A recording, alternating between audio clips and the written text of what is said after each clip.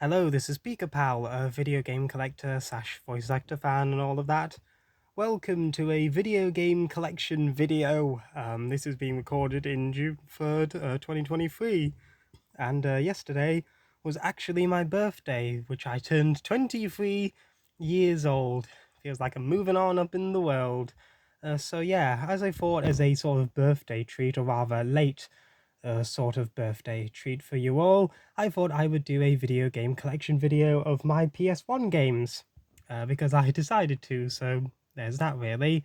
So yes, consider this as a special late birthday gift from me to you.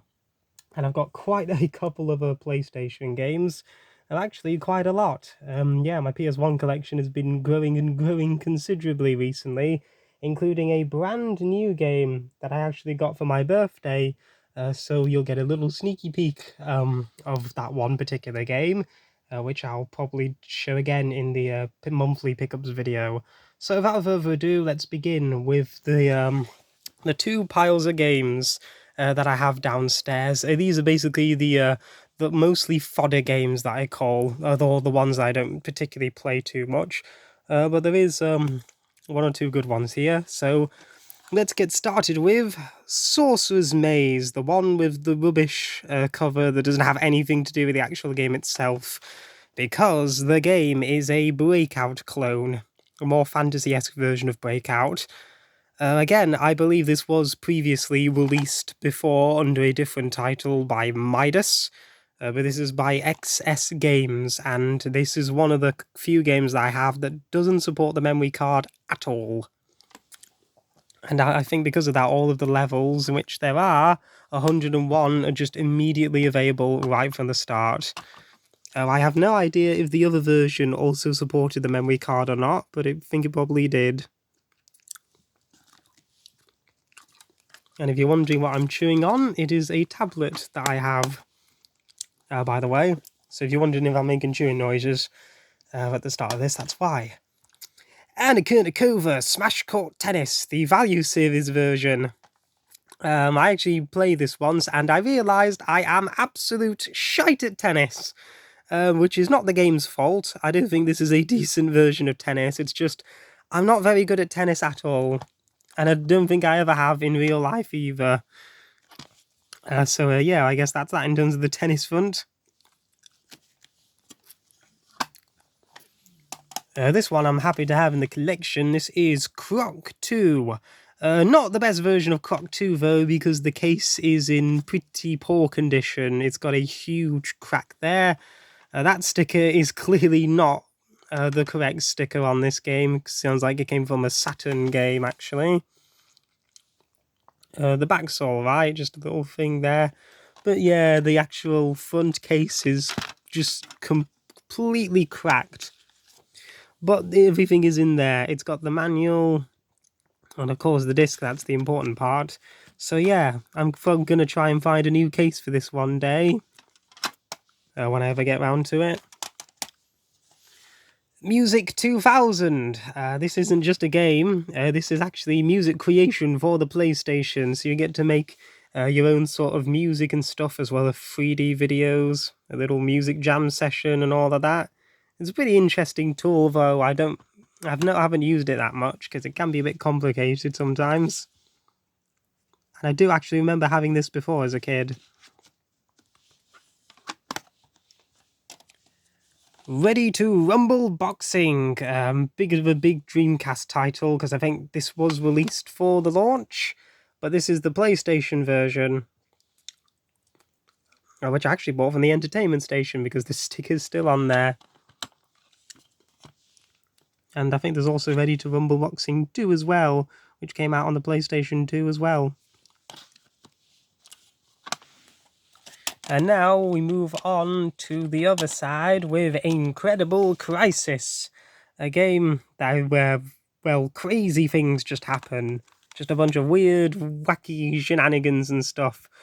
Although I can barely ever get past the first level, which is a rhythm game, mostly because it starts getting really fast and stuff towards the end. So that's all I've ever seen in this game at the moment. Will I ever see the rest? I'm not sure.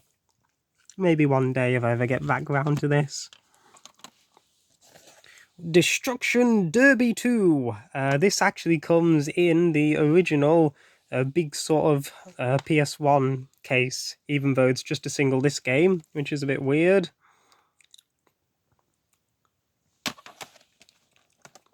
And I'll show you the inside anyway.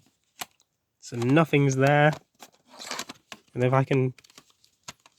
There we go. I just hope I don't smash the case with the other one though. With the manual. That's all you need. Oh! Actually, was that crack already there? I have no idea. I guess I'll just have to see the video afterwards and see if it's accidentally cracked now. Because if it has, then silly me. That's what I get for trying to open cases and stuff. Next up, one of the worst games on the PS1, and yet I still have it in the collection, M&M Shell Shocked, which is a hysterically terrible Crash Bandicoot clone. Full of poor collision detection, and poor level design, and poor everything, really. But it is in very nice condition, mostly because probably somebody played it once and then never again. And no PS1 collection is complete without having a Dancing Stage game, Dancing Stage Party Edition, which is not the one I'm familiar with, which I got from Cash Converters with their bloody annoying stickers that's always a pain in the arsehole to get off. And that's why I've just kept it on there. It's got some songs from Kylie Minogue, S Club 7 and the Cardigans. 51 different tracks in total. Yeah, Advert for Dancing Stage Duo Mix, that's the one I'm familiar with. Although we didn't have the actual version of it. I think we just had a pirate copy of the game.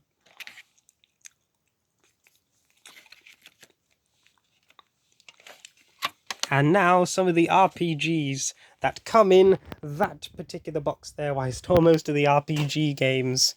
So we have Grandia, which actually originally came out on the Sega Saturn, but it was ported to the PS1 over here, and I think everywhere else as well. Unfortunately, though, it does not come with the manual, which is a bit disappointing, but it does have the 2 discs there. We have actually the Final Fantasy games, so actually start in the correct order. We have Final Fantasy VII, the one everybody knows. It's probably the most iconic game, one of the most iconic RPGs, actually. And of course, there's the remake as well that came out a while back. A bit of a mishmash, this version, though, because even though it's the black label cover, it's the platinum discs and the platinum manual, which is the front of it's been completely ruined. And also a demo disc for Final Fantasy VIII. That looks like that.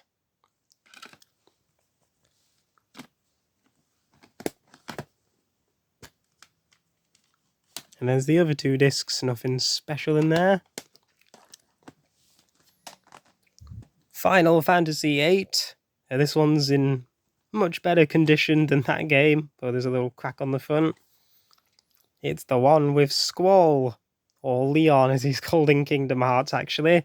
And this has 4 discs, so this is a bit longer. Seems this game is a little bit longer than Final Fantasy VII. But it is in very, very nice condition, much better than the Final Fantasy VII one. I think that was back in the day when I just buy anything in a particular condition. I didn't really care if it was in bad condition or not, except I do now. And Final Fantasy IX, the platinum version of that game, also looks in very nice condition. Although the manual is a bit, well, let's just say it's been a bit used, the manual. But the discs are all there. So yeah, I say that Final Fantasy is probably the best condition out of all of these. And those are the only 4 RPGs. Yeah, those are the only RPGs that I have right now. Because I used to play a lot of RPGs, but I've just kind of dwindled down recently, mostly because of how long they are. Will I ever come to these games one day? Who knows, maybe in the future. Or something like that. Now we move on to this box, which is where most of the games that I have on the PlayStation are. So we will start with another Dancing Stage game. Dancing Stage Disney Mix. It's Dancing Stage, but it's got a Disney twist to it. And also one of the songs is called Let's Twist Again. But this is one that we also had as a kid. Again, not the actual version of the game, one of those pirate ones. Or somebody just burned the game onto like a disc or something. But there's a couple of great songs on here, including, of course, remixes of Disney songs.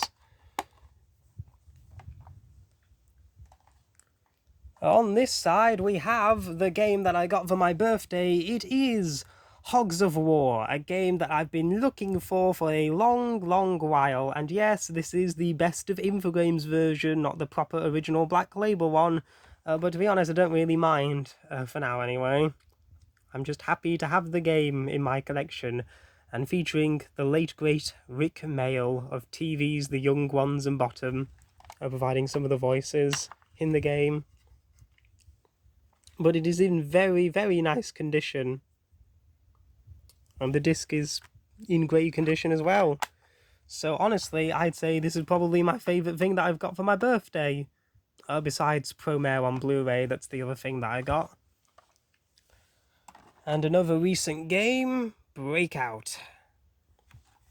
I already mentioned Breakout. This is the original Breakout. Well, no, not the original Breakout. This is the newer version of Breakout. Actually. And also in very nice condition. And also with a registration card, actually.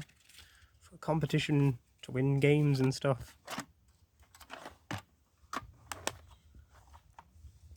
So that is that. Another favourite game of mine, Point Blank.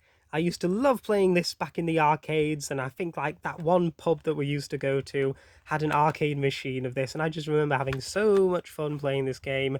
So I was very, very happy to see this at the CEX I went to a while back. Although there's a lot of sticker residue on there, with me trying to take the stickers off. And there is also 2 more Point Blank games on the PlayStation, and they go for a bit more money than this. There is the disc. Next up, of course, no PlayStation collection would be complete without one of the most common titles ever on the console. Who Wants to Be a Millionaire? With a bit of a crack case there. Of course, this is a game that sold tons and tons of copies. You'll probably see this everywhere. You'll see it on eBay. You'll probably find it at CX. You'll probably maybe see it in a charity shop every now and then. It's Chris Tarrant, 1,000 questions. It's Millionaire. What else needs to be said about it? It is what it is. Well, other than the fact that I think there's actually 2 more of these. There is 2 more of these. There's the 2nd edition, and there's also the junior version of the game, which I'll probably get one day. And an advert to win one of 10 Scion Revos. Seems like it must be a computer thing. Some of my spit's gone on the disc, so that's wonderful. With me putting this thing in before recording the video. And we have another fun one to add to the collection, Toy Story Racer. It's Woody and Buzz, and they're racing around a whole bunch of different places from the Toy Story series, like Andy's Room, Pizza Planet, all those stuff. And funnily enough, mostly from the first movie.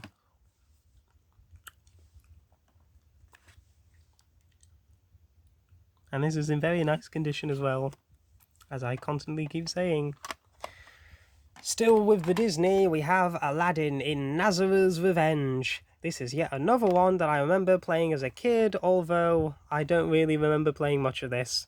And yet again, it was another one of those pirated games. There's a bit of a crack on the top. There's a bunch of other Disney games, including Tarzan and A Bug's Life and Little Mermaid 2, which I also remember playing, and you won't be surprised to hear this, they were all pirated copies on burnt discs as well. Wonderful. And now we have all of the games that are in here. So let's get down to business. We have Crash Bandicoot Warped, the Platinum version, which I got for my, I think, birthday last year, I think.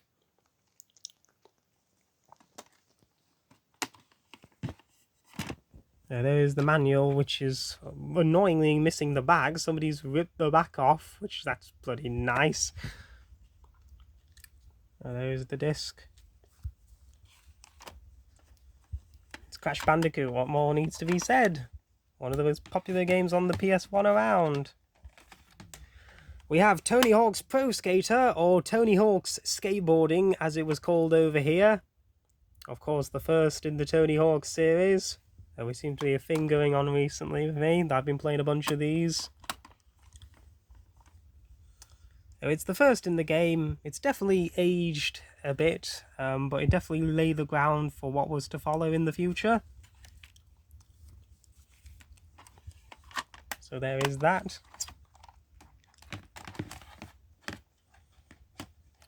And then we have Tony Hawk's Pro Skater 2 in another cracked case. Well, I've yet to properly start this one, but of course this is the one that would lay the ground for everything to follow. It did all stuff better than the first, it improved a bunch, and yeah, and then that's when it got better and better, at least for a period anyway.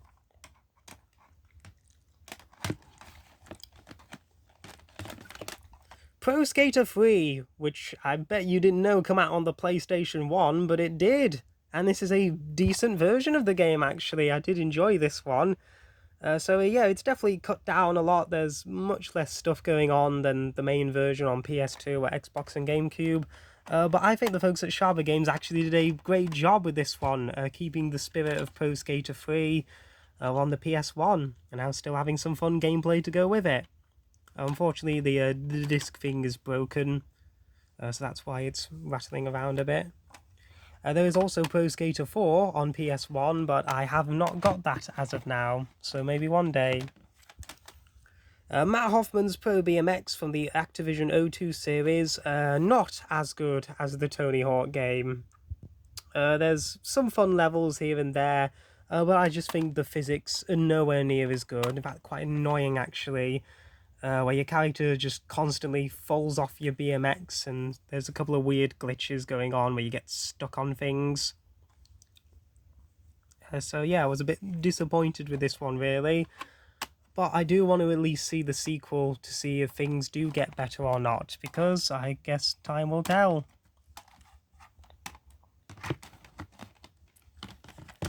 Worms, the first one, the Platinum version of the game, it's a lot like the first Tony Hawk game. It's definitely aged, especially in the graphics department, but at the same time it also laid the foundation of the pure Worms action to come. And there's the disc upside down. There was also Worms 2, which did not come out on the PlayStation. I think it was only ever released on the PC. And that is followed by Armageddon, probably the peak in the Worms series, and one of my favourite games to this day still. Just absolutely fan-bloody-tastic stuff. If you want to play a Worms game, this is the one to go for. There's the nice disc on there.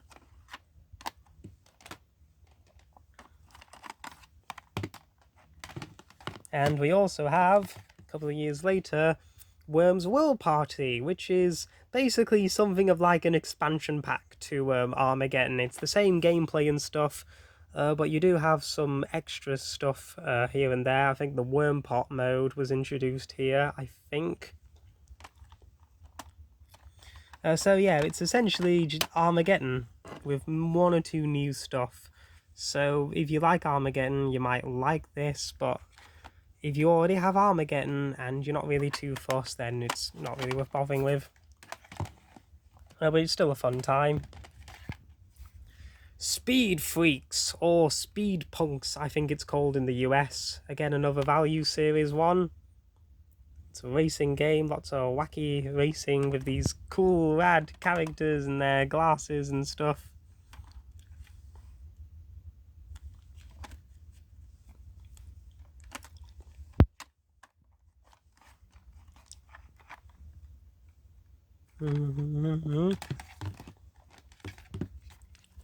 Driver 2, Platinum version. There's also Driver 1, which I don't have. But this is Driver 2, as I've said, and it doesn't have the manual either.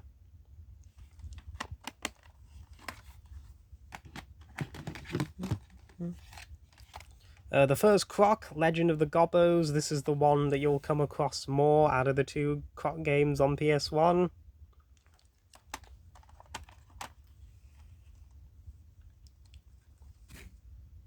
Again, another one that I remember playing as a kid. I'm not going to keep mentioning the whole pirated disc thingy, because you already know it probably was.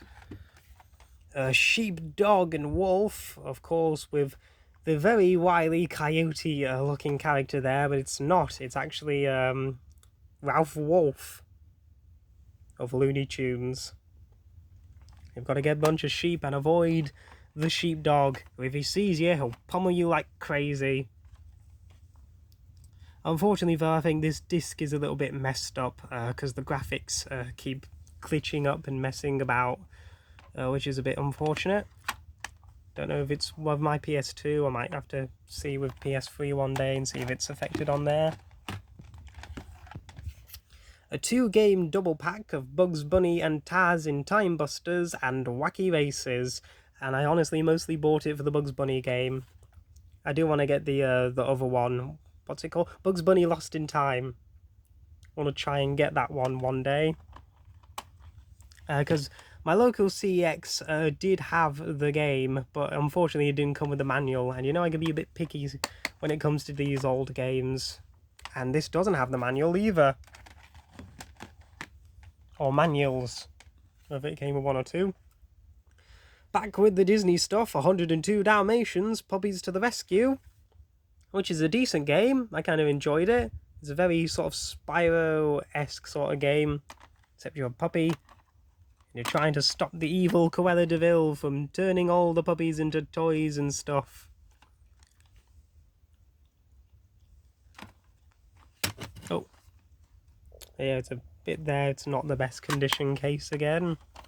Yeah, that's the trouble with these PlayStation cases. They can be extremely fragile sometimes. That's why you gotta try and take the best care of them. The Emperor's New Groove. Seems like we're ending this video with a lot of Disney stuff. One that I haven't checked out yet. But I do remember enjoying the movie. I do actually really like the movie that this was based off, which I have the DVD of it. I think the Ultimate Groove Edition it's called. I'll have to check out the game one day, see if it's any good or not. But it is done by the same people who did Croc though, and the Aladdin game, that was also done by them. Nearly done now, we have Toy Story 2, Buzz Lightyear to the Rescue, the Platinum version. A wonderful, wonderful game, actually really enjoyed going back to this. Just a fantastic platformer, and proof that companies can make a good movie license game when they want to. Because of course we all know that most movie games don't really have the best of reputations, because most of them aren't really all that great. But this one manages to beat the odds and be a very good game. And the final game is not a Disney game. It is, or well, they are part of Disney now, but back then they weren't. Muppet Monster Adventure, another Spyro-esque platform game where you've got to save the Muppets who have been turned into horrifying creatures, and you play as Kermit's nephew and try to save them. And yeah, I have played this game quite a bit back then, but I haven't gotten back to it recently, mostly because there's a bunch of stuff that you've got to collect in the other levels to continue playing the game, and I think it is actually required. So that's the reason I haven't gone back to it yet, but maybe one day I might save Kermit and friends. So there you have it. That is all the PlayStation 1 games that I currently have as of now. The collection is still growing and growing, and who knows, we might see more PS1 games joining the ranks. Of course, if I have any room, which this place is constantly filling up. But then again, knowing me, I'll probably just keep buying and buying stuff anyway. So that was my little mini birthday gift, or rather late birthday gift from me to you. So happy late birthday to me, and until then, I will see you next time. Goodbye.